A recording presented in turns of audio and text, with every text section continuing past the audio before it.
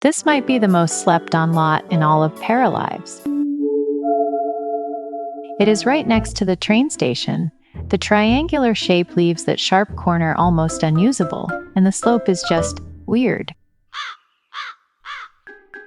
After clearing the old building, you can buy this lot for just 461 Parabucks.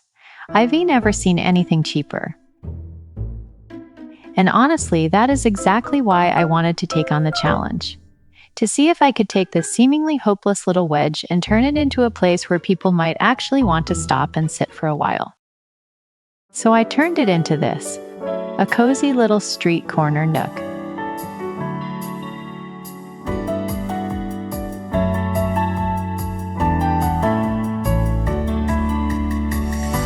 Hey everyone, welcome to my Cozy Paralives Build video. In a normal playthrough, this lot would go completely unnoticed. Sure, it has got plenty of flaws, but the terrain near the station is mostly flat, which might be its one saving grace. So, let's see how I turn this ordinary, slightly awkward spot into a warm little hideaway. The main structure sits on the flattest area, with a small stone brick courtyard out front.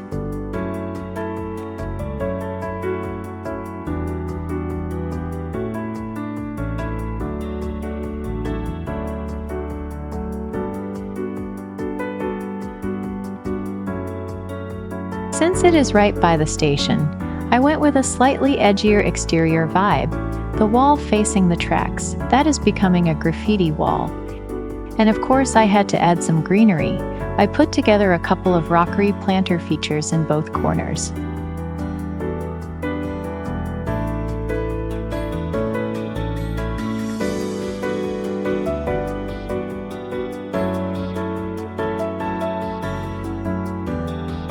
I roughed out the interior wall layout first.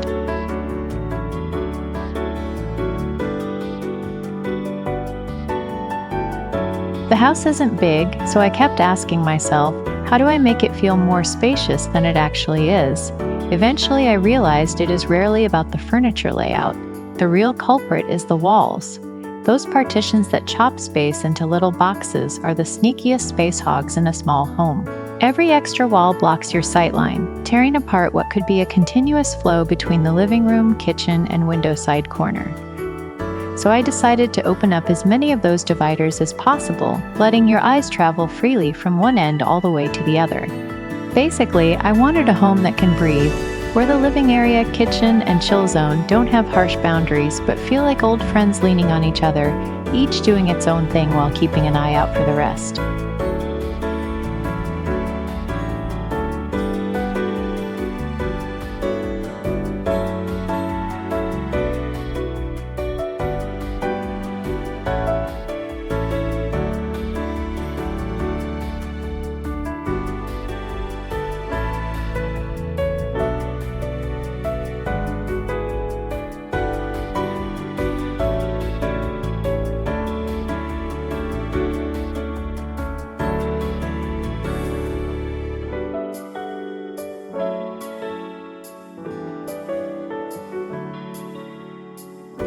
That sharp corner is a real pain. It is where everything looks off if you're not careful.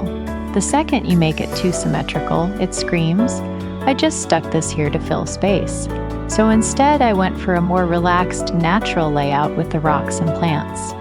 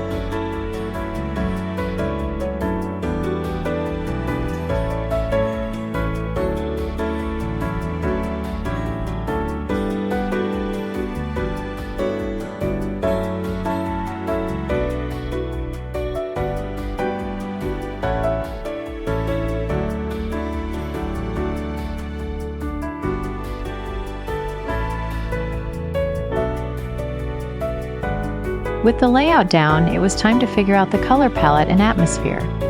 For this little house, I went with soft sage green, pale blue, wood tones, and white. The green and blue feel like colors borrowed from the sky and foliage just outside the window. They instantly put you at ease as soon as you step in. The wood brings a natural warmth, adding a bit of texture to every surface your feet or fingers touch, and the white does the heavy lifting, bouncing light into every corner so the space always feels bright and airy. These shades don't compete with each other. They actually feel like they're in on it together, keeping the whole interior calm and quiet, the kind of place you won't get tired of even after hanging out for a while.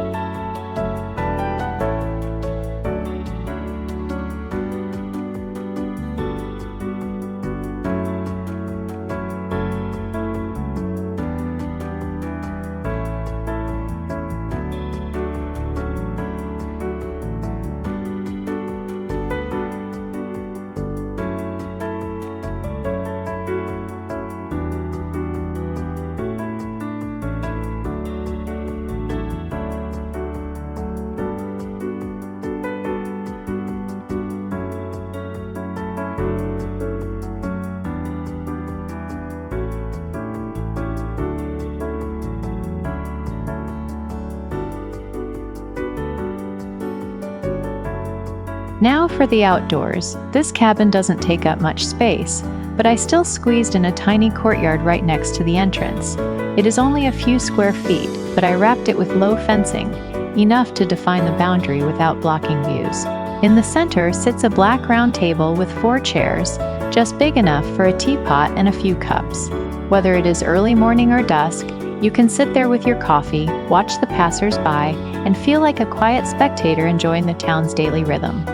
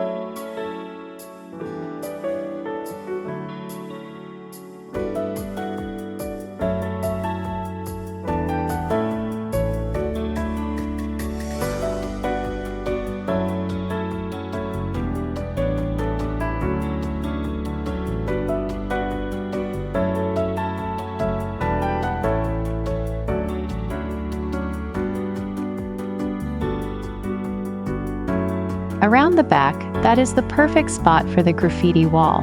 I covered it with all kinds of patterns and colors. I'm sure it'll become a unique little landmark for the train station.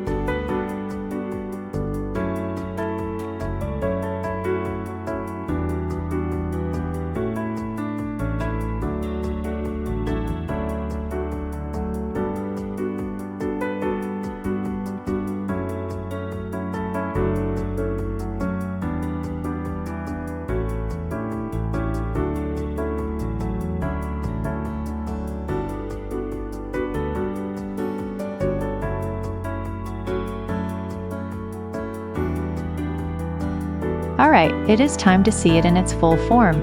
Our cozy little cottage is officially complete.